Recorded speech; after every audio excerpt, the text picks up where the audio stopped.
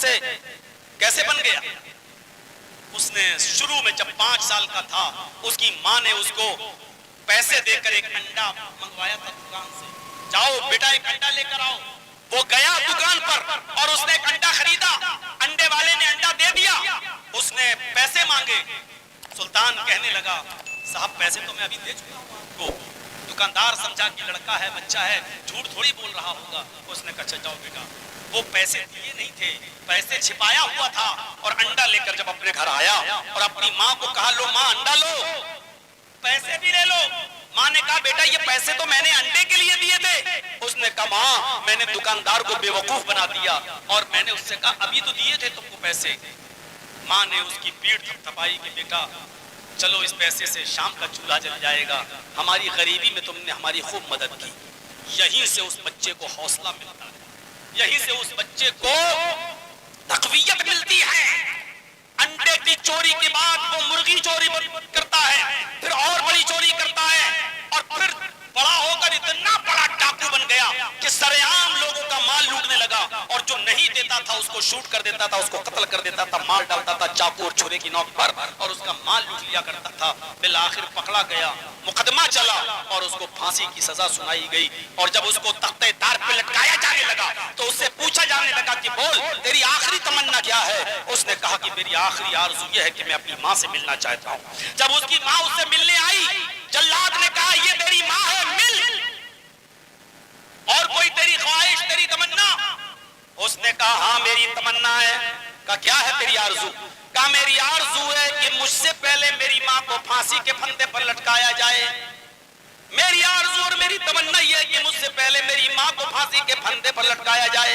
कहा है ये क्या बात कर रहे हो तुम? चोरी तुमने की, डकैती तुमने डाली, मर्डर तुमने किया, और तुम्हारी माँ को फांसी के फंदे पर लटकाया जाए? इसने चीख कर कहा कि मैं चोर हूं, मैं डाकू हूं, मैं कातिल हूं, ये सब कुछ सही, लेकिन मुझे यहां तक पहुंचाने में मेरी माँ का किरदार है, मेरी माँ का रोल है। मैंने जिस वक्त पहला अंडा चुराया था और उसके पैसा लेकर वापस आया था, और मैंने अपनी माँ को जब उसका पैसा वापस किया था, तो उसी वक्त अगर मेरी माँ ने मेरे गाल पर एक थप्पड़ मारा होता और पैसा दुकानदार के पास ले जाकर उसको वापस कर दिया होता, तो आज मैं इतना बड़ा चोर नहीं बनता, आज मैं इतना बड़ा डाकू नहीं बनता, आज मैं इतना बड़ा कातिल नहीं बनता, और आज मुझे फांसी के फंदे पर नहीं लटकना पड़ता। मुझे फांसी के फंदे पर पहुंचाने वाली मेरी माँ है। तो ये माँ का किरदार होता है लड़के को बिगाड़ने में और लड़के को सुधारने में।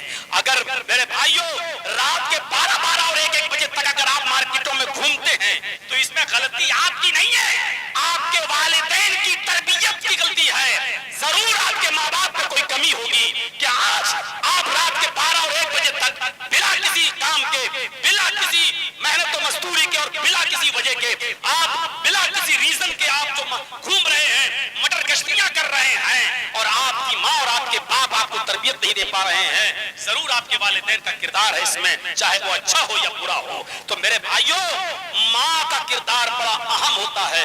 किसी अंग्रेज ने कहा था कि mother's lap is first college for children. माँ की गोद बच्चे का पहला मदरसा होती है। माँ की गोद बच्चे का पहला मदरसा। बच्चा अगर अपनी माँ की गोद से सबक हासिल नहीं किया तो दुनिया की किसी यूनिवर्सिटी में सबक हासिल नहीं कर सकता है। जानते हो शेख अब्दुल कादिर जिलानी बगदादी रहमतुल्लाह अलैह का वाक़या सुना होगा। जब वो काफिले के साथ जा रहे थे और उनकी उम्र 12 साल थी, तो उनकी माँ ने 40 अशरफियां उनके कुर्ते के दामन में सिल दी थी, अस्तर में सिल दी थी, और कहा था कि बेटा तुम काफिले वालों के साथ जाओ, लेकिन याद रखना हालात कितने भी नाजुक हों, हालात कितने भी बद से बदतर हों, कितनी बड़ी मुसीबत क्यों ना आ जाए, लेकिन झूठ तुम कभी मत बोलना। माँ ने चलते वक्त अपने बेटे से कहा था। ओफो, ये वाकया आपने पढ़ा होगा हिंदी की किताबों में, चौथी, तीसरी, चौथी क्लास की किताबों में यूपी के कोर्स में ये चीज शामिल थी। अब जैसे जैसे गवर्नमेंट बदलती गई ये चीजें भी बदलती गई और कोर्स और सिलेबस भी चेंज होता गया मेरे प्यारे साथियों। लेकिन खुनियतुत तालिबीन के अंदर जब उससे पहले जिसका मुकदमा लिखा गया तो शेख अब्दुल कादिर जिलानी बगदादी की सीरत के हवाले से उसने मुकदमे में ये बात लिखी है कि आप अंदाजा लगाएं मेरे भाइयों, माँ ये नसीहत कर रही है 12 साल के बच्चे को कि बेटे हालात कितने भी नाजुक हो, तुम्हें किसी भी कीमत पर झूठ नहीं बोलना है। जब काफिला जाता है और काफिला जब रास्ते में लूट लिया जाता है, سارے لوگوں کے سامان اور ان کے قافلے کو جب لوٹ لیا گیا تو ایک ڈاکو عبد القادر جیلانی کے پاس بھی آیا اور کہنے لگا اے بچے تیرے پاس بھی کچھ ہے؟ عبد القادر نے کہا جی ہے۔ وہ قریب آ گیا، کہتا کیا ہے تیرے پاس؟ کہا 40 اشرفیاں ہیں۔ کہا کہاں ہیں؟ کہا کرتا کھولا، کہا یہ استر میں سلی ہوئی ہیں۔ ٹٹول ہاں ہے، تو ادھڑ کے دیکھا تو پتا چلا کہ 40 اشرفیاں موجود ہیں۔ چور نے پوچھا تم نے بتا کیوں دیا؟ یہ تو بہت سیفریٹ جگہ پر رکھی ہوئی تھی اور تم بچے تھے، ہم تمہاری تلاشی تھوڑی لیتے، لیکن تم نے بتا کیوں دیا؟ اس بچے نے کہا کہ میری ماں نے چلتے وقت مجھے نصیحت کی تھی کہ بیٹے حالات کتنے بھی بد سے بدتر ہو جائیں، نازک ہوں، کتنے بھی خراب حالات آ جائیں، لیکن جھوٹ کبھی کسی حال میں مت بولنا۔ میں چلتے وقت اپنی ماں کی نصیحت کو گاٹھ باندھ لیا اور آج جب موقع آیا تو میں کیسے جھوٹ بول دیتا، میں اپنی ماں کی نصیحت کو کیسے ٹھکرا دیتا۔ چور پر بڑا اثر پڑا کہ یہ بچہ اپنے ماں کی نصیحت کو اتنا مانتا ہے، اور ہم کو دیکھو کہ ہم اپنے رب کی، اپنے اللہ کی ساری زندگی نافرمانی میں نے گزار دی۔ وہ چور اپنے سردار کے پاس اس بچے کو لے گیا اور اس کی صداقت بتلائی۔ چوروں کے سردار پر بھی بڑا اچھا اثر پڑا، بڑا اچھا اثر پڑا، اور اس نے بھی نصیحت حاصل کرتے ہوئے سارے لوگوں کا سامان واپس کر دیا، سب کا سامان واپس کر دیا اور توبہ کر لی، تائب اللہ ہو گیا، اللہ سے سچے دل سے توبہ کر لی۔ اور میرے بھائیو غور کیجئے، یہ چھوٹے سے بچے کو ایسا صالح اور نیک بنانے میں اس کی ماں کا کردار تھا۔ ادھر سلطان ڈاکو کی مثال میں نے دے دی، ادھر میں نے عبد القادر جیلانی کی مثال دی۔ اس کو ڈکیت بنانے والا اور قاتل بنانے والی بھی ماں تھی، اور اس بچے کو اچھی تربیت دینے والی بھی، سچ بولنے کی نصیحت کرنے والی بھی ماں تھی۔ اور ایسی مائیں معاف کیجئے گا بہت ہی معذرت کے ساتھ انسٹاگرام پہ ڈانس کرنے والی لڑکیاں ایسی مائیں نہیں بن سکتی ہیں۔ ایسی مائیں مدرسوں سے ہی نکلیں گی، دینی تعلیم سے آراستہ اور پیراستہ ہو کر نکلیں گی، وہی یہ کردار ادا کر سکتی ہیں۔ وہ ابن ربیعہ کا واقعہ اٹھایا، آپ نے کبھی دیکھا؟ وہ ابن ربیعہ جن کے باپ ایک سفر میں گئے اور بیوی کے پیٹ میں بچہ تھا، حاملہ تھی ان کی بیوی، اور کہا کہ میں سفر پہ جا رہا ہوں، کچھ دنوں میں لوٹ کے آ جاؤں گا۔ 20,000 دینار دے کر گئے تھے کہ میری بیوی اگر بچہ پیدا ہوگا تو اس کی اچھی تربیت کرنا، یہ لو کھانا پینا بچے کی صحت و تندرستی میں لگانا۔ اور یہ کہہ کر ابن ربیعہ کے باپ جب سفر میں چلے جاتے ہیں تو جانتے ہو کتنے سال کے بعد لوٹے؟ 1 نہیں، 2 نہیں، 3 نہیں، 4 نہیں، 5 نہیں، پورے 27 سال کے بعد ابن ربیعہ کے باپ جب لوٹتے ہیں، جب واپس آتے ہیں ربیعہ، ان کو پتا نہیں، بیوی کو خبر پہنچاتے ہیں کہ میں آ گیا ہوں۔ بیوی نے کہا کہ ظہر کی نماز اور عصر کی نماز مسجد میں پڑھ لیجئے گا، میں گھر میں کچھ تیاری میں لگی ہوں، آپ کے آنے کا استقبال میں کر رہی ہوں، لہذا ڈائریکٹ گھر کے اندر مت آنا۔ کہا ٹھیک ہے۔ ربیعہ ابن الفروخ جا کر مسجد میں ٹھہر جاتے ہیں، کیا دیکھتے ہیں کہ ظہر کے اندر کوئی بہت اچھی شکل و صورت کا خوبصورت بچہ نماز پڑھا رہا ہے جس کی عمر 25-26 سال ہے۔ عصر میں بھی، مغرب کی نماز بھی ربیعہ ابن الفروخ نے پڑھی مسجد کے اندر۔ بیٹے کی بہترین قرأت سنی، نہیں معلوم کہ میرا بیٹا ہے، بہترین قرأت سنی، اور قرأت سننے کے بعد درس سنا۔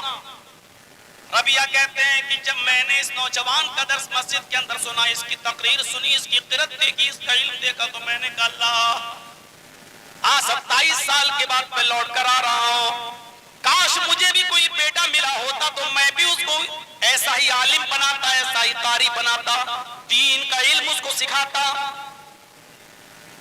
ربیعہ ابن الفروخ جب گھر پہ جاتے ہیں تو کیا دیکھتے ہیں کہ بیٹا ہی دروازہ کھول رہا ہے۔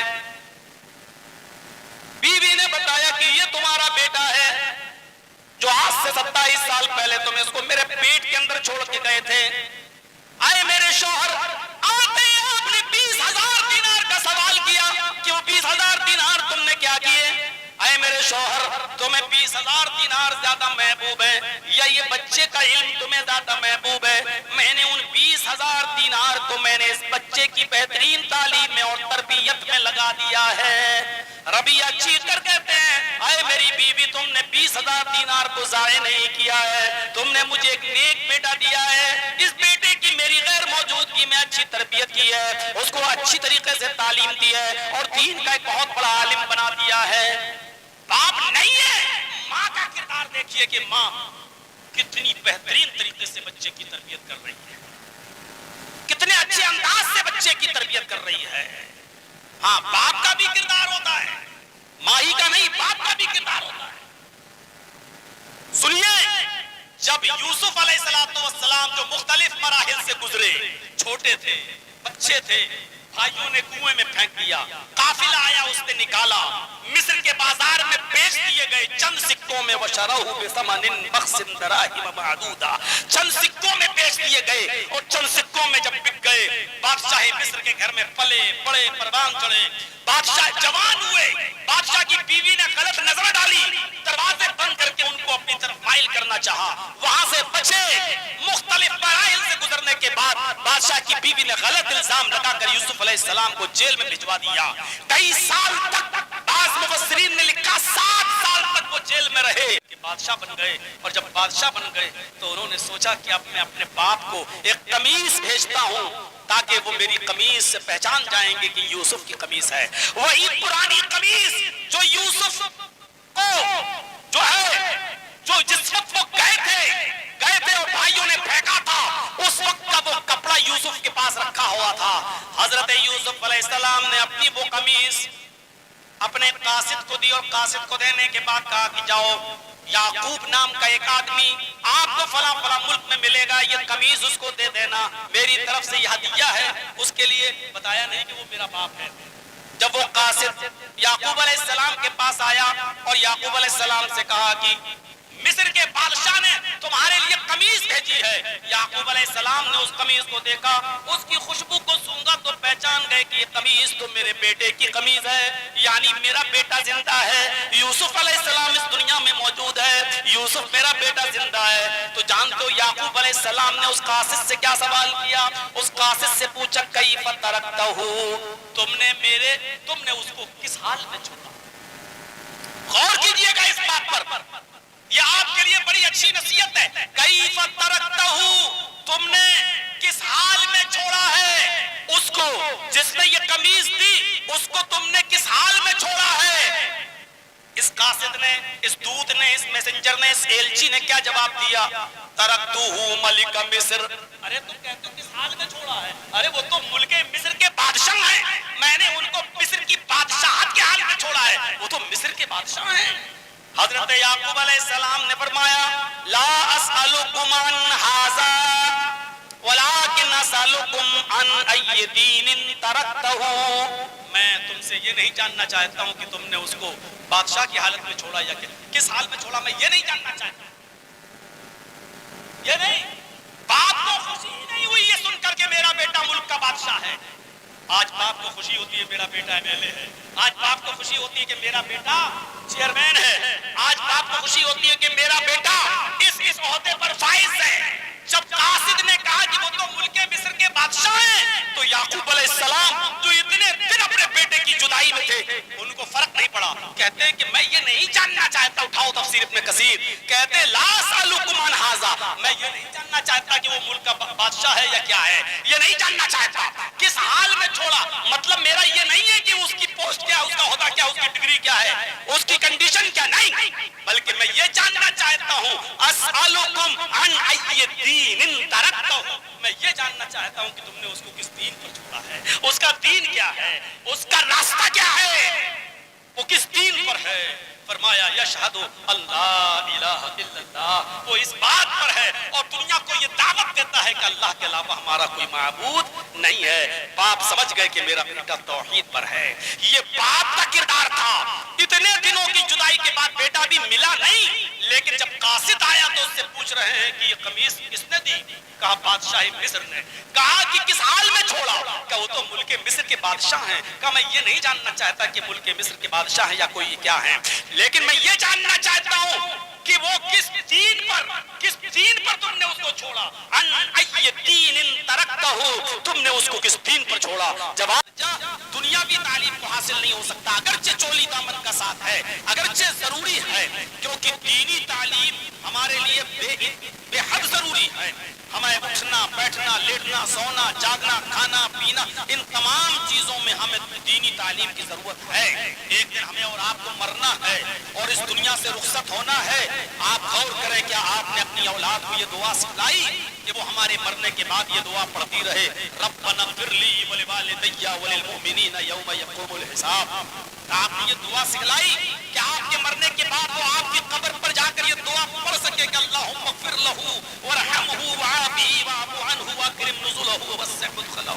میرے بھائیوں، دینی جب تک ہم اپنی اولاد کو دینی تعلیم نہیں دیں گے، آپ یاد رکھیے گا کہ مرنے کے بعد آپ کے لیے دعائیں مغفرت کرنے والا بھی کوئی نہیں ہوگا. کیونکہ جب انسان مر جاتا ہے تو اس کے عمل کا سلسلہ منقطع ہو جاتا ہے. اس میں جن چیزوں کا ثواب مرنے والے کو مرنے کے بعد بھی پہنچتا رہتا ہے، ان میں ایک نیک اولاد ہے جو وہ اپنے پیچھے چھوڑ کے گیا ہے، جو اپنے باپ کے لیے دعا کرتی رہتی ہے، اپنے ماں باپ کے لیے، والدین کے لیے.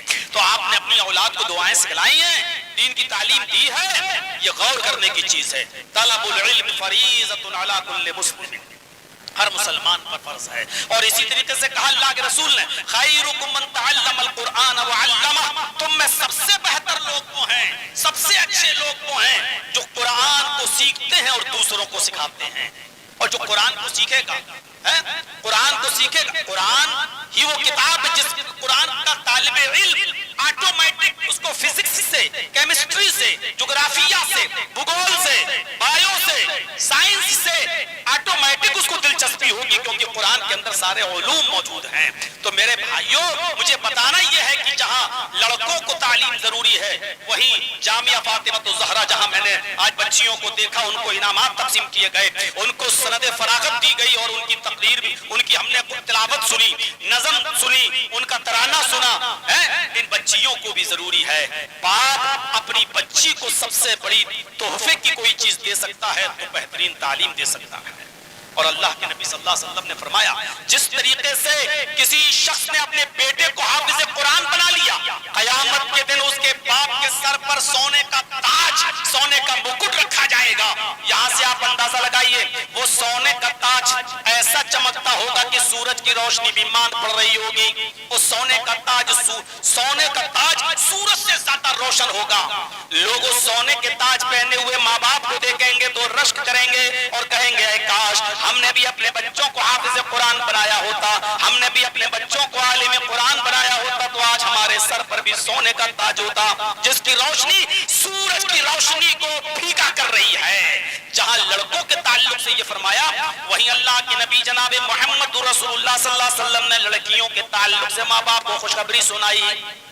اٹھائیے ابو داؤد کتاب الادب کے الفاظ، من عالا ثلاث بنات فأدبہن وزوجہن وأحسن الیہن فلہ الجنہ. کتنی بہترین تعلیم دے رہے ہیں اللہ کے نبی صلی اللہ علیہ وسلم کہ جس کی 3 بیٹیاں ہوں گی، جن کی بچیاں قرآن و حدیث کا علم حاصل کر رہی ہیں، دینی تعلیم وہ سنیں. من عال ثلاث بنات، جس کی 3 بیٹیاں ہوں گی، فأدبہن، اور انہوں نے ان کو بہترین تعلیم دی ہوگی، بہترین ادب سکھایا ہوگا، بہترین تعلیم سے آراستہ اور پیراستہ کیا ہوگا. وزوجہن، اور اچھی جگہ پر دیندار گھرانے میں ان بچیوں کا نکاح کر دیا ہوگا، ان کا گھر بسا دیا ہوگا، اچھے داماد کا انتخاب کیا ہوگا، دیندار گھرانے میں اپنی بچیوں کو بھیجا ہوگا. وَأَحْسَنَ إِلَيْهِنَّ، اور ان بچیوں کے ساتھ بہترین سلوک کیا ہوگا. اللہ کے نبی فرماتے فلاح الجنہ، ایسے ماں باپ کے لیے جنت ہے. فلاح الجنہ، ایسے ماں باپ کے لیے جنت، یعنی بچیوں کو پڑھانے لکھانے والا، ان کو دینی تعلیم سے آراستہ اور پراستہ کرنے والا باپ جنت کا مستحق ہے. ایسے لوگوں کے لیے اللہ کے نبی فرماتے ہیں کہ ان کے لیے جنت ہے. ہاں، یہ سچ ہے کہ جب لڑکا عالم بنتا ہے اور دینی علم حاصل کرتا ہے تو وہ اپنے حد تک رہتا ہے، چند لوگوں تک رہتا ہے، اس کی تعلیم پہنچتی ہے، لیکن یہ بھی سچی حقیقت ہے کہ جب ایک لڑکی عالمہ اور فاضلہ بنتی اور دینی علم حاصل کرتی ہے تو اس کی نسل در نسل اس سے تربیت حاصل کرتی ہے، نسل در نسل اس سے سبق حاصل کرتی ہے، اور وہ کئی نسلوں تک بہترین تربیت دے سکتی ہے۔ اور یاد کرو میرے پیارے ساتھیوں، یہ کوئی بہت بڑا جلسہ نہیں کہ یہاں رات کے 1.5-2 گھنٹے تک آپ کے سامنے تقریریں کی جائیں، یہ تعلیمی بیداری ہے، اور یہاں تعلیمی بیداری کے تعلق سے چند باتیں آپ کے سامنے رکھی جا رہی ہیں۔ تعلیم و تربیت کے تعلق سے جو ماں اپنے بچے کو تربیت دے سکتی ہے وہ کوئی کالجز اور یونیورسٹی میں نہیں مل سکتی ہے۔ آپ نظر ڈالیے، آپ کے کشن گنج میں بھی بڑے بڑے کالجز ہیں، یونیورسٹیز ہیں، میڈیکل کالج بھی ہیں، آپ نظر ڈالیے، لیکن ان کالجز اور یونیورسٹی سے پڑھنے والے بچوں پر بھی نظر ڈالو، ایم اے کرنے والوں کو دیکھو، پی ایچ ڈی کرنے والوں کو دیکھو، اور دنیاوی تعلیم سے لیس بڑے بڑے ڈاکٹر اور بڑے بڑے انجینئروں کو دیکھو۔ آج انہوں نے ڈگریاں تو بہت بڑی بڑی لے لی ہیں، لیکن ابھی تک ان کو پیشاب کرنے تک کا طریقہ نہیں معلوم ہے۔ ابھی دیکھیے گا آپ کہیں بھی جا کے کہ ایسی بڑی بڑی ڈگریوں کے مالک یہ اسٹوڈنٹس جو اسکولوں سے اور کالجز سے نکلتے ہیں، پینٹ کی چین کھولتے ہیں اور کھڑے ہو کر جانوروں کی طرح پیشاب کرتے ہوئے آپ کو نظر آئیں گے۔ اسکولوں سے اور کالجز سے وہ ہمیں تربیت نہیں مل پاتی ہے جو دینی مدرسوں سے ملتی ہے اور جو ایک ماں اپنی اولاد کو دے سکتی ہے۔ موطا امام مالک کے اندر ایک روایت آئی ہے کہ ایک صحابیہ کے گھر میں جب بچہ پیدا ہوا، ایک صحابیہ کے گھر میں جب بچہ پیدا ہوا تو وہ بچہ جب بھی پیشاب کرتا تھا اس کی ماں اس کی شرمگاہ پر پانی ڈال دیا کرتی تھی۔ وہ بچہ جب بھی پیشاب کرتا تھا ماں اس کی شرمگاہ پر پانی ڈال دیا کرتی تھی۔ جب وہ بچہ چلنے کے لائق ہوا اور پہلا دن تھا اس بچے کے چلنے کا، جب وہ بچہ پہلے دن چلنے لگا، پہلے دن، اور جب اس کو پیشاب کی حاجت ہوئی تو اس بچے نے پانی کا لوٹا خود لیا، پانی کا برتن خود لیا اور جا کر نالی کے کنارے بیٹھ کر پیشاب کرنے لگا۔ ماں دور سے اپنے بچے کو دیکھ رہی ہے کہ بچے نے پانی لیا، بچہ نالی کے کنارے گیا، بچہ بیٹھ گیا، بچے نے پیشاب کیا۔ اس بچے کو نہیں معلوم تھا کہ استنجا کیسے کیا جاتا ہے، اس بچے کو نہیں معلوم کہ پانی کس ہاتھ سے پکڑا جاتا ہے، شرمگاہ کس ہاتھ سے پکڑی جاتی ہے، اور شرمگاہ کو دھونے کا طریقہ کیا ہے، اس بچے کو نہیں معلوم۔ لیکن ماں چونکہ اپنے بچے کی شرمگاہ پر پانی ڈال دیا کرتی تھی، بچے نے یہی سیکھا تھا، اس لیے بچے نے وہ پانی پیشاب کرنے کے بعد اپنی شرمگاہ پر ڈال لیا۔ ماں دور سے اس منظر کو دیکھ رہی ہے اور چیخ کر کہتی ہے فزت برب الکعبہ، کعبے کے رب کی قسم میں کامیاب ہو گئی، اللہ کی قسم میں کامیاب ہو گئی۔ میں اپنے بچے کو جو تعلیم دینا چاہتی تھی، میں اپنے بچے کو جو سکھانا چاہتی تھی، میں اپنے بچے کو جو درس دینا چاہتی تھی، میں اپنے بچے کو جو تربیت دینا چاہتی تھی، جو ٹریننگ دینا چاہتی تھی، میں اس میں کامیاب ہو گئی۔ اور آپ سے یہی گزارش ہے کہ ایسی مائیں تیار کرو، اور ایسی مائیں تیار ہوں گی دینی مدرسوں میں۔